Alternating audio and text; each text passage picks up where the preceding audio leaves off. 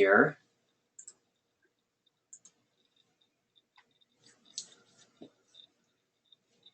So welcome to today's webinar on the topic of accessibility testing and how to correctly evaluate Section 508.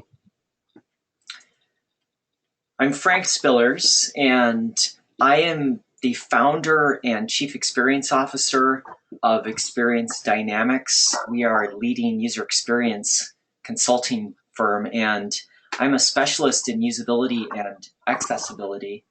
And I have been working in the field for 20 years.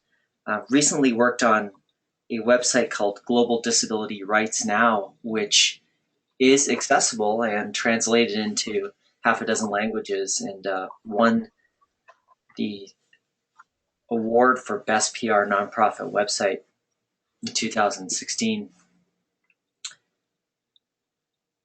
So in today's webinar, we're going to talk about the practicality and the reality of what Section 508 compliance is like. And this comes from not really a place of trying to promote accessibility, best practices, and there's a lot of really good guidelines on the web. W3C is kind of that championing beacon for those guidelines, but this comes from a place of having tried it the other way, having gone through Bobby, the checker in the .com period in 1999, 2000. There used to be a tool called Bobby. It was a little policeman, and like a little British policeman, and that was a checker tool, and everyone was doing accessibility using Bobby and other checker tools out there, and having to try and optimize websites through using just the guidelines, and started to notice a disconnect, and the disconnect was really shouldn't be that obvious if you're in the field of user experience. It shouldn't be not obvious, because in user experience, we totally focus on our users, and we do things like user testing, usability testing. And so what I realized, though, is that with good accessibility, in other words, compliant, Section 508 compliant accessibility testing is a must. It's absolutely non-negotiable. It's so critical for optimizing your accessibility. And so this webinar is gonna explain why that is, and we'll talk about some of the gaps and the difference between the theory and the reality, and where to start with testing users with disabilities, and a little bit about what accessibility testing looks like.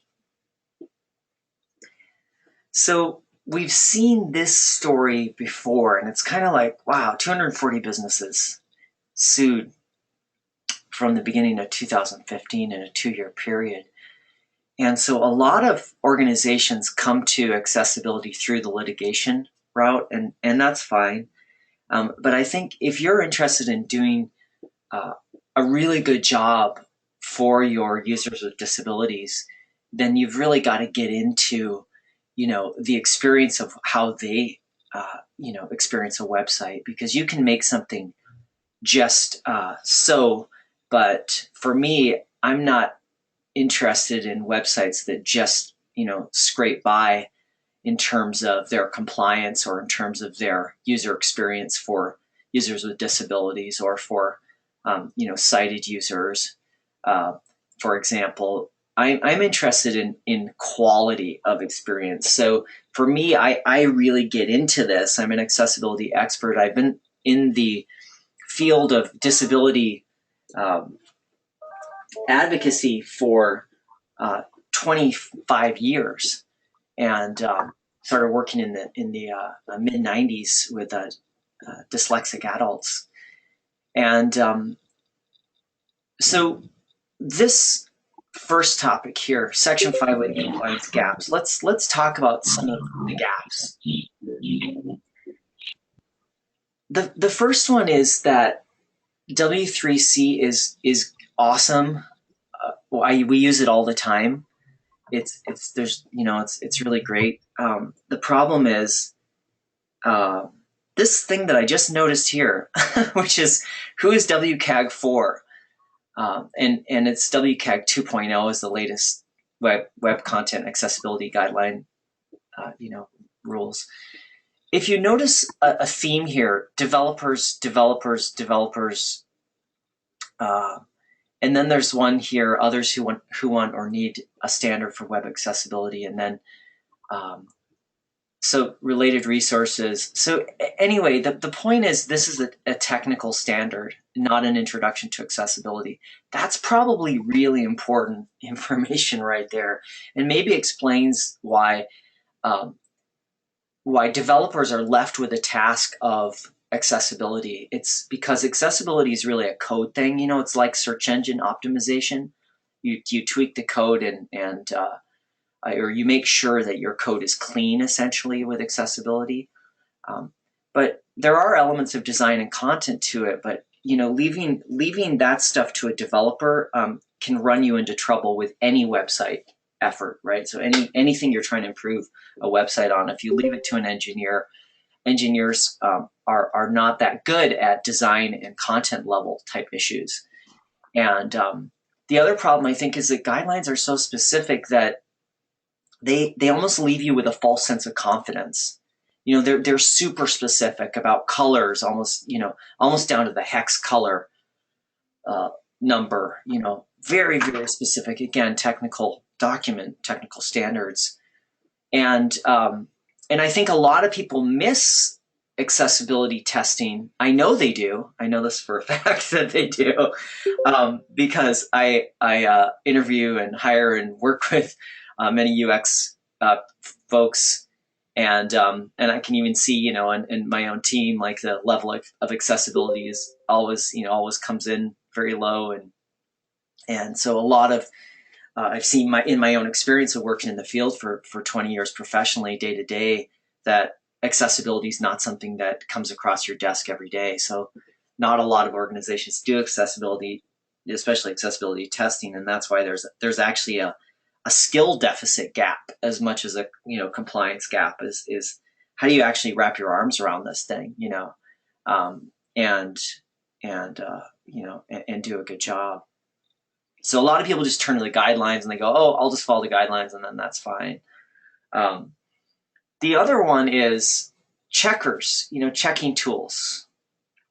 And the deficit here is that they can also fool you into thinking that, you've got your accessibility licked, like in the sense that this is actually one of my favorite tools, Wave.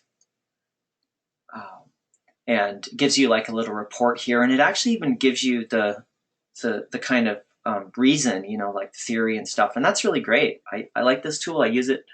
I use WCAG 2.0 obviously as well, and that's fine. But I think between those two things, it's not enough. It's not enough. Getting accessibility right is very difficult. I've noticed, over the years, and the question of why is multifaceted. This material that you're seeing here on this webinar actually comes from our 2-day practical accessibility course, and one of the things we go into on that course, we'll talk a little bit more about it at the end, if you're interested in learning more. But there's a great stigma. There's a real inside out type of thing. You're either in the community or you're outside the community, and a lot of folks who are not comfortable with disability, with that topic, it's easier to almost like not like have any contact with users with disabilities, and it's the same for for any usability effort. It's easier to sit inside your company and not actually go talk to your customers or to your users. Like those of you who have experience with usability know that's the case, right? That's just it's like a joke, and the classical joke, and it's like, oh, let's not talk to our users, So it's the same kind of thing, but it's almost compounded because it's disability, and it's like, wow, there's so many disabilities, right? even just with blindness, there's like 23 different types of blindness, so if you take that literally, you're going to be like, oh, we have to test our website with every single type of disability that exists. And so I think a lot of people are actually overwhelmed by that. But the bottom line is that users are left out of 508 efforts, and that's you can't do it. It's not like an optional thing, as I was saying in the start. Because I've realized this, right? I've tried to do it the other way. I've tried to see accessibility as something that could just be handled by the guidelines, and a lot of people don't talk about this. So that's how I know this is. A lot of people are not doing accessibility, and there are even accessibility experts out there who. I once worked with a group who was part of the original folks who did the WGBH in Boston, the captioning, for deaf and hard of hearing users. That's the technical term, deaf and hard of hearing. That's the actual term that we use for users with auditory impairments. And they didn't do any user testing, just theoretical. So theoretical, second agenda item. Theoretical, what's the problem with just theoretical? It's like the analogy that I like to use is it's like driving. So you have these guidelines that we saw, and we have these checkers and stuff where you can look at your code and audit your code, as you should. But the thing is, what's the rubber when it hits the road? And for me as well, it's not just enough to get the rubber on the road, to actually get it going, but that the ride is smooth, that users are able to have a good experience as well, I think is really, really important. And I think a lot of people don't focus on that. They're just trying to get by. And I think that we miss an opportunity to serve our users in that regard. So accessibility testing is really critical. This is an example from an accessibility test. I'll show you another one, video. So digital braille reader here, and going through this form, because the form was not tagged, and this is like the classic story that you'll see over and over and over again with accessibility, is that sometimes it's just like a lack of simple tagging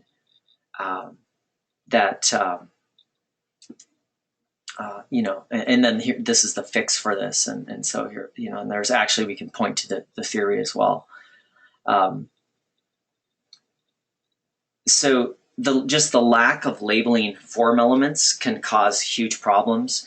But the thing I wanted to share here is that we actually looked at the code. We looked at the WCAG guidelines, or ran it through a checker and so forth. And in this particular accessibility test, I think we identified like 25. Let's see.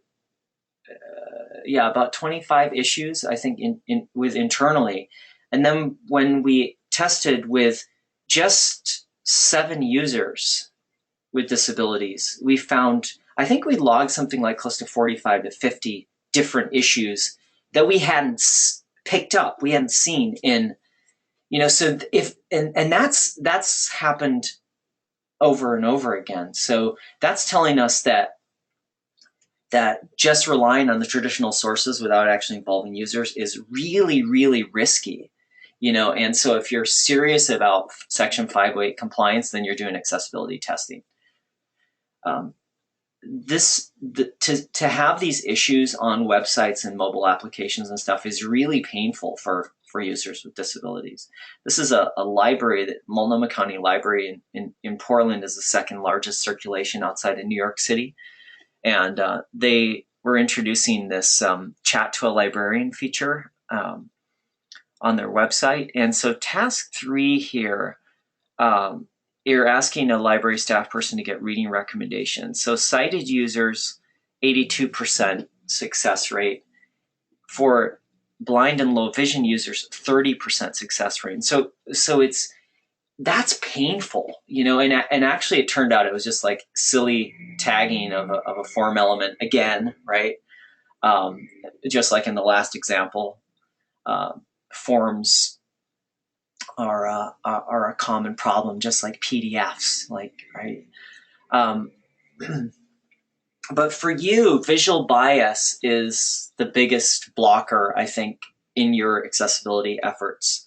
That if you're sighted and um, uh, you're working trying to improve your accessibility, you're going to run into your own bias. And it falls into, like, there are three categories. So semantically, just the words that you use, how you describe something, because things like confirmations or error messages.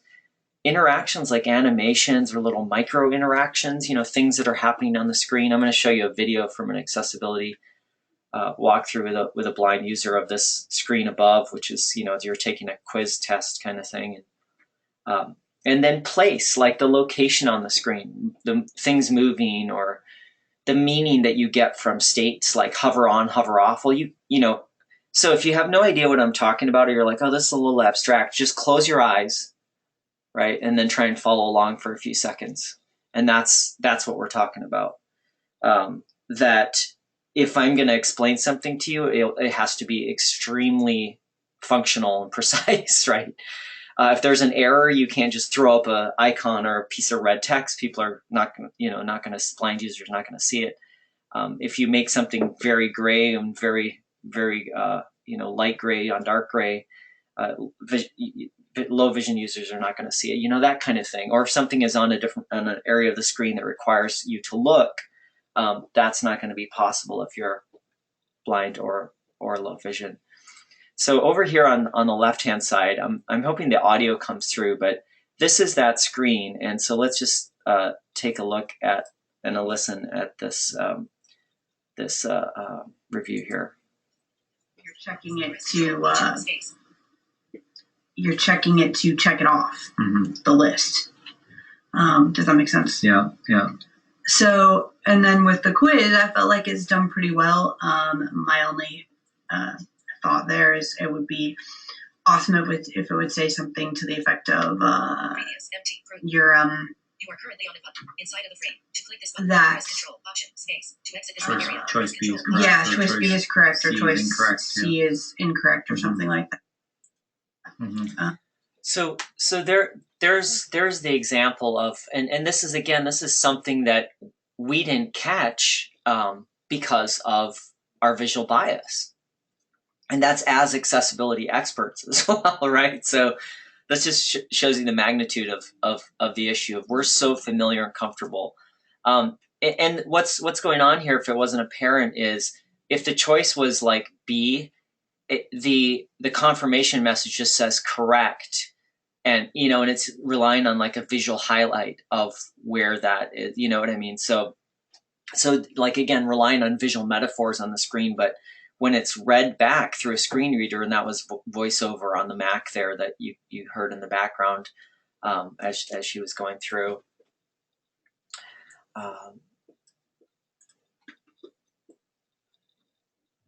So testing with users with disabilities, like where to start. Blind and low vision users will get you to about 80% of your accessibility issues. So you heard me talking about a blind users with a digital braille reader. That was a blind user, and he was using the digital braille reader to interact with the iPad, and in her case, she's just using the laptop with voiceover, which is what she normally uses. Both of these users are legally blind. So why blind and low vision users get you there is because they have to interact with the keyboard. There's a screen reader, right? Like voiceover on the Mac. And with low vision users, contrast too. So this is like 80% of accessibility right there. So, it's good to include users with different types of disabilities for sure. And we usually do that. And we've done that in accessibility studies that we've done at Experience Dynamics. We'll include users across the spectrum. But we started noticing over the years that if you focus on blind and low vision users, you can root out some of the key issues straight away. So some of the assistive technology that's in use out there. So there are magnifiers that make things big up to like 400%. And again, you see your own visual bias because you're used to nice little, compartmentalized screens with nice little buttons and stuff. And what does that look like at 200 or 400 times magnification? Maybe a totally different, story. The screen readers, I mentioned VoiceOver, and JAWS is the old one. It's very expensive, and not everybody knows how to use screen reader technology like JAWS. Like we saw years ago when JAWS was the main one, that there were different levels of usability with that tool that nobody was talking about at the time. So your user might not know features that help them with their use of assistive technologies. So there's the keyboard, there's a brailler, there's captioning, so that's related to video, speech input, and then alternative input devices. So if you're paraplegic and so forth, you're accessing with an input device. When you're conducting an access test, make sure that assistive technology is there and updated. We ran into an issue there with the library where the library said, "Yeah, we'll do it at the library. We have JAWS," and it was the IT department had installed a trial version of JAWS that timed out after 15 minutes. And that was kind of embarrassing, but they really took note of the fact that there was a deficit in their infrastructure as well. So they were actually really happy to discover that, and we had to kind of go back. And one of the things that we found is doing accessibility testing at the user's like home, basically home or workplace, is preferable. So you've got the comfort of their assistive technology there, instead of bringing them out to a lab or to a facility. So you're observing, you're taking notes, and then unlike usability testing, it's okay to kind of interact with the users and have them, check something again for you. So kind of like partnering with them a little bit. Obviously good moderation techniques follow the same. And I think there's an extra level of sensitivity when you're doing accessibility testing. That you want, if you're going to someone's home and so forth, you want to make sure that they feel safe and comfortable with you being there, especially, if it's a blind user, they can't see you, so you're just going to their home. So it's important that professional recruiting is done well, so that you have they have a good experience and you do too. So the other thing that's important ties into what I was saying earlier about using tools is definitely use those tools. Go back and use the code checkers and stuff, and then make sure you test with a variety of users so you get like a mix of feedback. You get some users that the ramblers, I call them. It's just like with usability testing. You get some people that are not as valuable with giving feedback. They kind of get lost in the task. Again, like usability testing. So it speaks to good recruiting and knowing how to have a subject that will give you valuable input. So what accessibility testing looks like usability testing, just a lot more empathy. And the thing that is important to realize with your accessibility efforts is that they will also make the site more usable. So accessibility and usability are really sisters. They're really sisters in terms of they help each other. You make it more accessible, it becomes more usable. And it's just the same with SEO. Google's made it so that the better your SEO, the better your usability, the better your SEO. Like Google will reward you for that, Googlebot. But this screen here, so this is a blind user, and this screen here is interesting in regard to this is what a lot of usability testing actually literally looks like.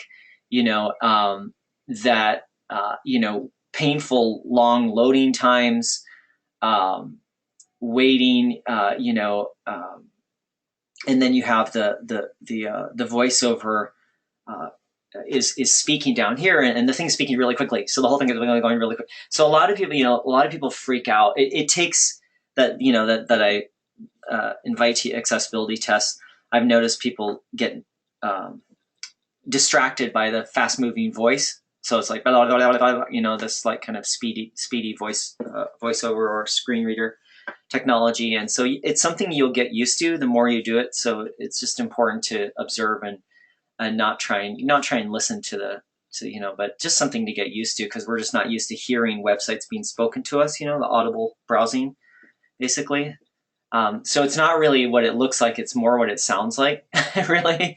And so here's another example from that one, and we'll go through. And he's going to open a PDF, which is a classic accessibility home experience. Link bullet link bullet. Actually, it's a she, I guess. Link Logic Pro X bullet link Final Cut Pro X 10.3 1. So Do you want to explore that page and see what's this Final Cut? Sure.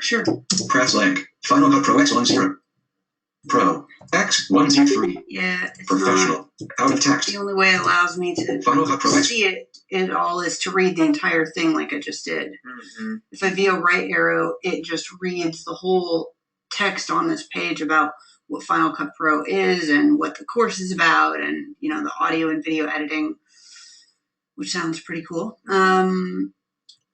But it doesn't allow me to go to various areas of the page. Mm-hmm. All I can read is this whole huge block of text at one time, or nothing. Vertical splitter. Because if I VO left, then there's the vertical splitter. New tab. So no easy way to traverse the contents and dive in. No, not at all. It's just it reads this whole entire thing at once if I VO right arrow.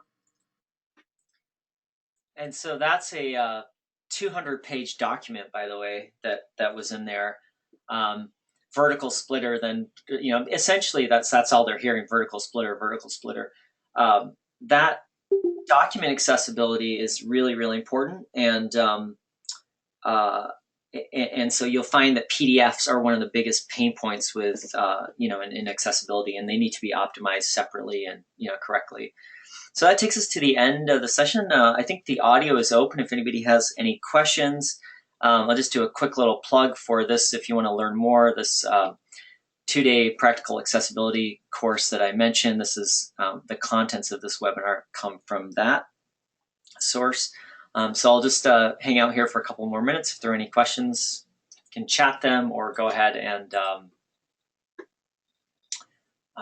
line is open.